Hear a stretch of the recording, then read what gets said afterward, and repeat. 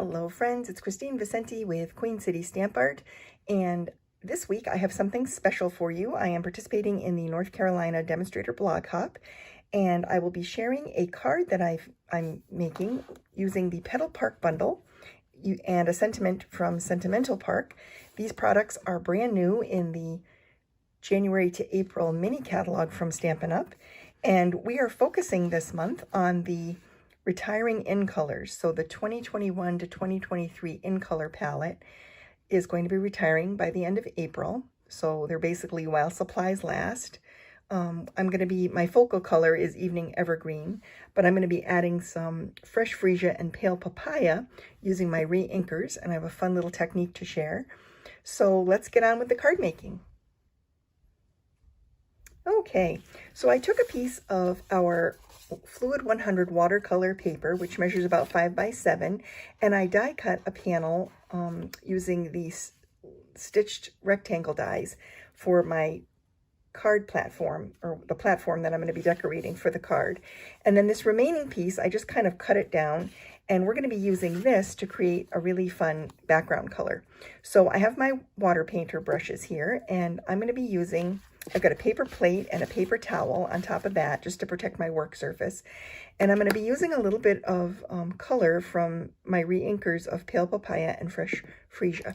So what I'm going to do, I also have a bowl of water here.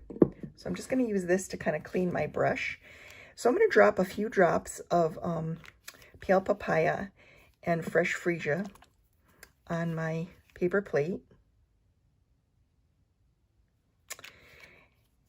And you can do this with an ink pad too. If you squeeze the cover of your ink pad and create like a little, I'll show you, you just kind of give it a squeeze and then you create a little spot of color on the lid. You can use that color as well. This just tends to give me a little bit better result, so I like to use the re-inkers for this particular technique. So I'm going to take my wide brush and I'm giving it a squeeze just to get some water into the bristles. And the first thing I'm going to do is moisten my total panel here because I want to color this whole thing in. So I'm just going to add some moisture to it with water. And this technique works best on watercolor paper because it's made to absorb lots of water. So now that I've added some water to the surface, I'm going to add some water to my re-inker, a little bit of water there. And I'm just going to start brushing it on. And I want to cover the whole thing. And I'm not being really fussy, as you can see. I'm just kind of splattering it on. Okay, and then once it's on, I'm just going to let it dry for a second. I'm going to just let it air dry and absorb into the paper a little bit. So I like to wave it around like this. And then I'm going to clean my brush. And I'm going to add a little re-inker to my Fresh Freesia. And I'm just going to tap on the Fresh Freesia over top of the Pale Papaya to create some like blotches of color. And what happens is when this dries back, it will create a real nice, like a variegated look on the actual paper without it turning muddy. You don't want to add too much so that it turns brown and muddy. You just, and because you don't want them blending too much, you just really want them kind of swirling together. That's kind of the objective here.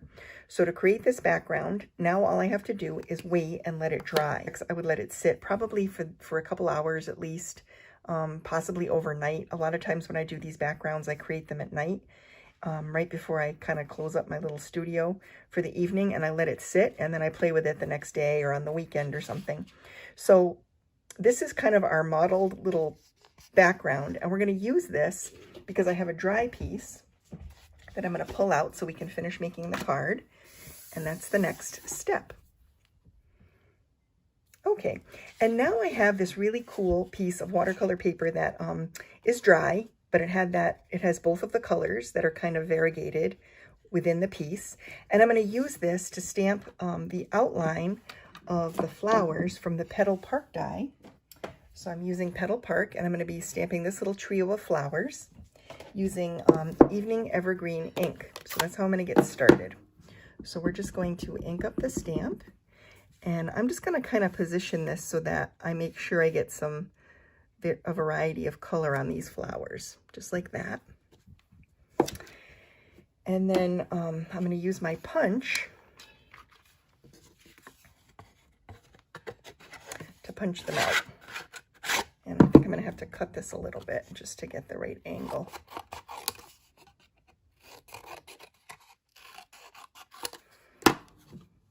So I'm going to insert this into my punch and carefully line it up.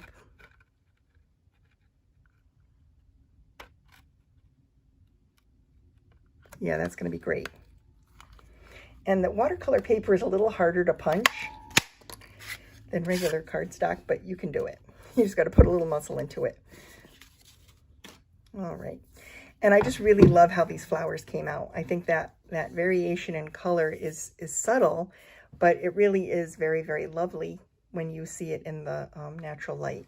So I'm going to set these little flowers aside. We're going to use those to complete the card. And now we're going to take this piece, and I'm going to bring out a little piece of scratch paper here. So this is also watercolor paper. This is a piece that I had die cut before I used the remaining piece for the watercolor background. And I'm going to take the leaf outline from that Petal Park stamp set, and I'm just going to stamp that here.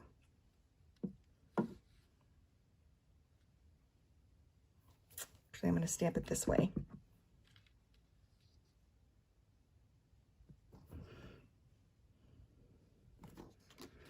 On my panel watercolor paper. Now I could have used regular cardstock here, but I chose watercolor paper because now I'm going to take my fine tip watercolor brush and I'm just going to color in the leaves a little bit using just water. There's just a little bit of water in my brush, and I'm just using the color from what I stamped. I'm just kind of pulling it in from the edges. This way, the coloring will mimic the flowers. It'll kind of coordinate because both of them are watercolored.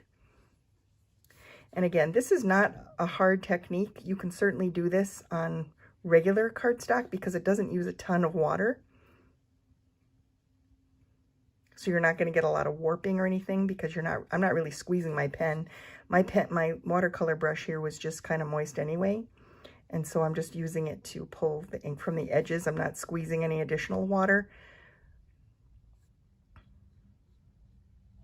I just want to color these a little bit. Not too much because I don't want to completely erase the detail that was stamped, the detail lines. I think that's it. That looks good. Oh, this one. You don't have to be too fussy about it either because it is watercolor. So it's meant to look kind of wispy and whimsical, I think. So there we go. So now we have this panel and it's all set and ready for those beautiful flowers. So let's put the card together. This is a quick one. So I've got a basic white thick base card here.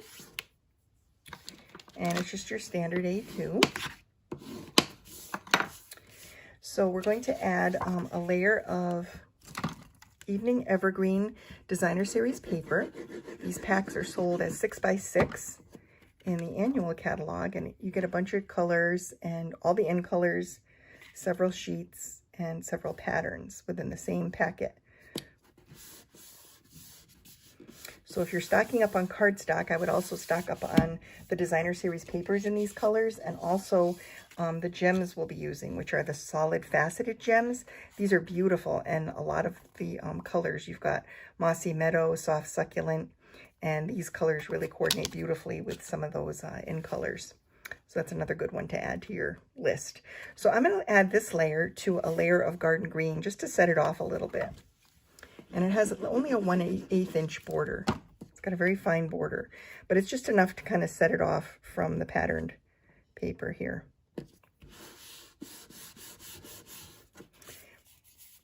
And then this piece we're also going to glue flat to the card.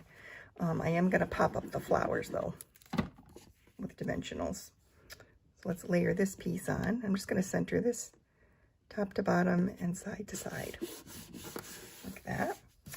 And then while I have my ink pad here, I'm going to stamp the sentiment, and this one is from the Sentimental Park. This stamp set coordinates beautifully with Petal Park. It also has coordinating dies. I don't have the dies, but the dies coordinate as well. And we're going to be using Let's Celebrate for our card today.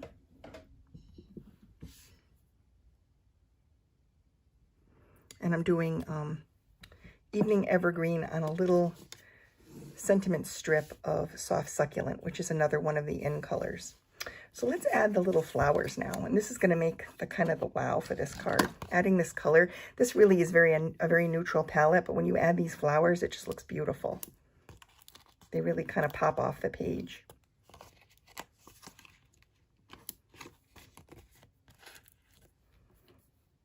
Use just a little one here.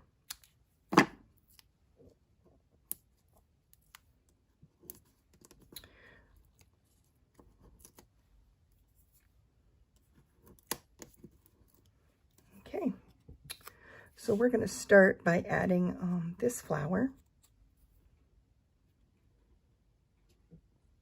here, and then I'm going to add this one here,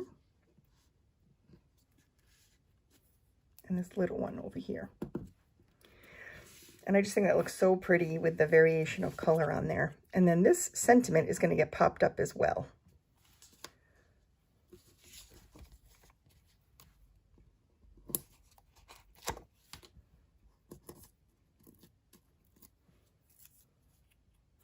And I think I'm going to put it down here this time, just for something a little different.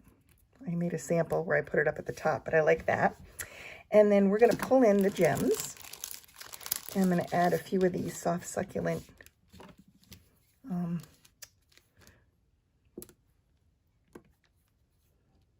faceted gems to my card to kind of finish it off. Yeah, I really love how that looks. So I hope you love the card for today. This color palette's really, really pretty. It's going to be going away, but there's still time to stock up on any of your favorite colors. So I hope you learned a little something new today, and if you didn't, maybe you were reminded of a technique that you had forgotten about, and you'll give it a try. Thanks so much for watching. I appreciate it.